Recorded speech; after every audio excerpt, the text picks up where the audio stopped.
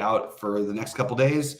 And then I am actually going to be out some of Wednesday, Thursday, and Friday. I'm going to be going to the Waste Management Open. So that should be a lot of fun. Looking forward to that with some friends and some people even from our site. So it's actually going to be a good time, and I'll do as much as I can from out there. But Sheets will have that stuff covered. We'll probably ask Rody to cover a show or two.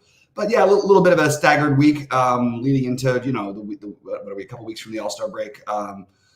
So I'm going to go through game by game and talk through what I'm going to be thinking about on this slate. I really think there's a lot of different ways you can go. But again, it's early. We're going to have news later in the day.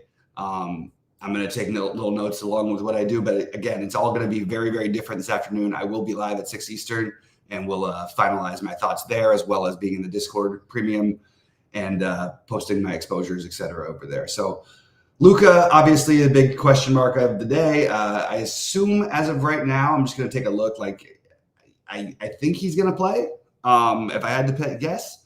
But it's it's the first game, so we're not going to have to worry about it. Obviously, he's a very strong play. I've been saying all season long until he's 13K. I think he is the best spend up for the most part in terms of ceiling, along with Embiid in general. Which, speaking of, we don't get to play on the other side because we obviously have Embiid out. But I think that, look, it's the Maxey ownership looks way too low to me. I think both Maxey and Harris are good plays, but I really, really want to be heavy on Maxey. Paul Reed is 6,200, starting to get to be like a reasonable price. I still think there's upside for him here, so I don't mind the Paul Reed play, but I have it ranked Maxey, Harris, Reed, and I don't mind. Obviously, we'll see what happens with Harris, but if he's out, you definitely want to get some exposure to Kelly Oubre. Marcus Morris has gotten a few more minutes, getting some Mo Bamba exposure. But the main play here, the main plays from this game for me will be Luka and Maxey. And I like the idea of playing both of them if you can find a way to do it. We'll see if we can, depending on what kind of value we get later today. Sacramento at Cleveland. The only thing that stands out on the Sacramento side for me is that De'Aaron Fox's price has crept down. Now, you could argue that it's just been the poor production, which is so it's maybe it's an appropriate price. But 8,300 does feel a little too cheap. So that's the only thing that jumped out to me. I don't really have any priorities from the Sacramento side here, but I did want to point that out that he seems a little cheap. Not a great matchup, obviously. You can say the same thing about Herter and Murray, but none of them not quite getting to any of them. Obviously, if you get stuck for value, Trey Lyles is an option. Not my favorite option, but hopefully we'll have some more value open up later today. We've seen that happen basically every day for the last couple of weeks. So I'm expecting nothing to be different today on the 6-gamer. Donovan Mitchell being the most appealing play clearly on the Cleveland side. In fact, I actually think he's a pretty decent, I think he and Maxey are fairly close. I have Maxey ahead, but I'm going to put Mitchell at, just as a potential pivot play. He's not going to be as popular as Maxey. He's a little more expensive, but it's a great matchup. So I'm going to have some exposure to Mitchell. I don't mind the Jared Allen thing. We've seen a lot of production from him, assuming that he plays. But I'm not like, I could go either way with it. I think it's okay. It's not one of my priorities at the moment. Okay, so my Lakers in Charlotte. Lakers are in an incredible spot considering they're not a great team, and maybe Charlotte can keep this one close enough. I have interest in everybody down the line, but in order, I would go Anthony Davis, LeBron. Then next would be Russell, then Reeves for me. Really, really close between those two. But probably not going to get to all of them, obviously. I think that the most appealing play, though, would be AD. Again, a lot of spend-ups to consider. I like Maxey better. I like AD and Mitchell similarly, but I know different positions, but similar price. And it's just a matter of how much you want to play that. It's a great match against Charlotte. They don't rebound. This could be a monster chance for Anthony Davis to have a huge game. He is cheap, and I'm definitely – he's very high on my list, so I'm going to have to try and figure this out. I may end up having to fade Luka to play Maxey, Davis, Mitchell if we get the value even for that, which right now would be really tough. Love Miles Bridges here. Everyone else, Nick Richards would be my second favorite, followed by Brandon Miller, and maybe get a little bit exposure to PJ Washington. But overall, it's mostly going to be Bridges for me, and I think he's a pretty solid play at 8,200. We know that there's a monster ceiling there. And Brandon Miller, I have mild interest in, but not quite as much as Bridges. He does save me some money though, so we haven't really identified much value so far. So we're going to need some stuff to open up later on for me to play some of these guys that I want to play. Clippers in Atlanta, great matchup. I love the idea of trying to get to one of them. I think that my favorite would probably be Harden actually for this matchup.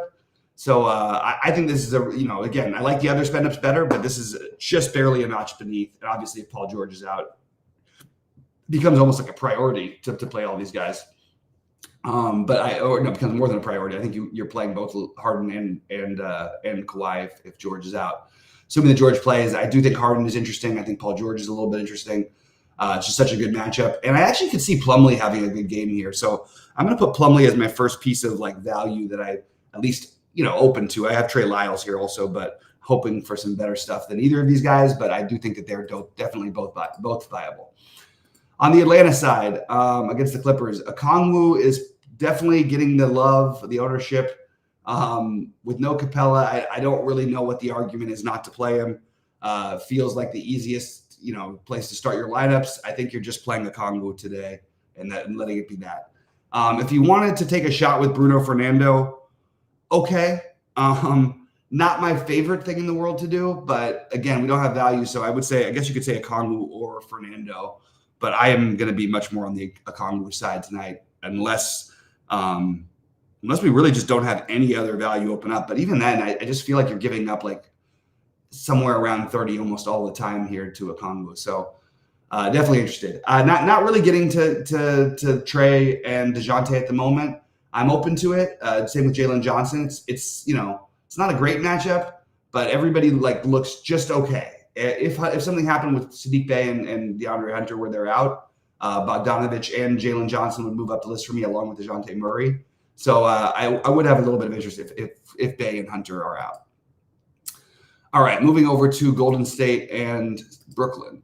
On the Golden State side, I don't know. It's the Podziemski thing is like the chalky one that everyone's going to.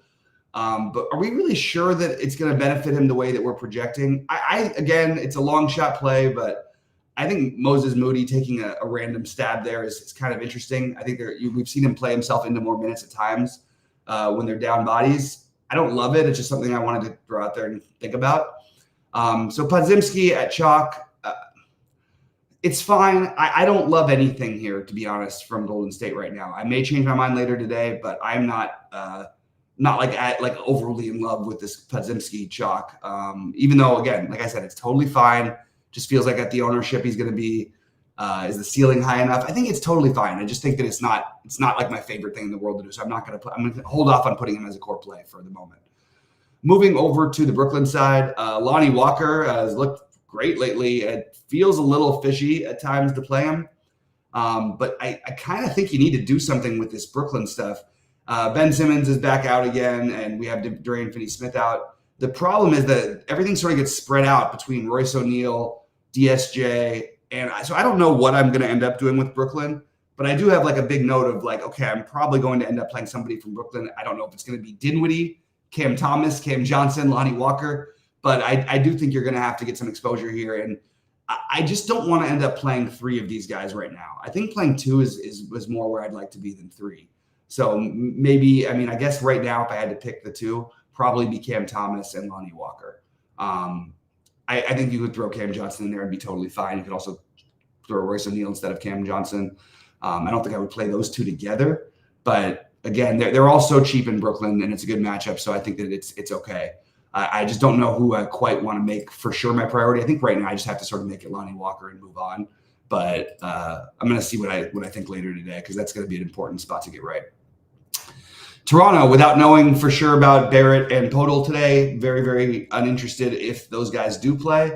If they don't play, definitely have interest in Quickly and Scotty Barnes, but a little bit of love for Schroeder and Bruce Brown as well. But as of right now, I'm planning on them being in. If they're out later, we can adjust, and hopefully we'll know that before lock. But really not that interesting if they all play. Same thing with New Orleans for me. Not same where that I have no interest. You have the Larry Nance price, which I think we just sort of at the moment kind of have to say is reasonable value because he's 3,200 and he's going to play minutes. It still feels a little weird, but again, 3,200 is 3,200. Where I'm willing to go there. And then without knowing about Zion, if Zion's out, right back to Ingram. Even Ingram's a decent play anyway, so maybe you speculate and you play Ingram anyway. But obviously, if Zion's out, Ingram, Najee Marshall will become a thing. Herb Jones, if he's out as well, Trey Murphy. So all of these guys actually look pretty interesting, but it's hard to know without knowing who's going to play yet. As of right now, I would probably just put Nance and Ingram as my guys, but we don't even know if Nance is playing yet. But I do like Ingram quite a bit here. And he sort of fits that nice mid-tier build that sort of avoids some of my other favorite plays. So just to recap, the guys I like spending up for the most are Maxey and Anthony Davis. I also really like Mitchell and Bridges, and I like Harden a little bit as well. Brooklyn side, I'm still trying to figure out, but definitely have some interest there. Okongwu or Fernando in every lineup as of right now, but it's probably just going to mostly be Okongwu for me. And I will finish getting my core together. I'll get that stuff up on the site and on the in the Discord. And let's make some money today, everybody. Let's get this week off on the right track. I'm not going to be here a lot of Wednesday through Sunday because I'm going to be at the golf tournament, but I will. I would like to leave on a winning note. So had a decent week last week and ready to feel like I'm getting my NBA chops back. So we'll have a lot more conversations, a lot more stuff going on later today. Good luck to all of you, and we'll see you at the top of the leaderboards then.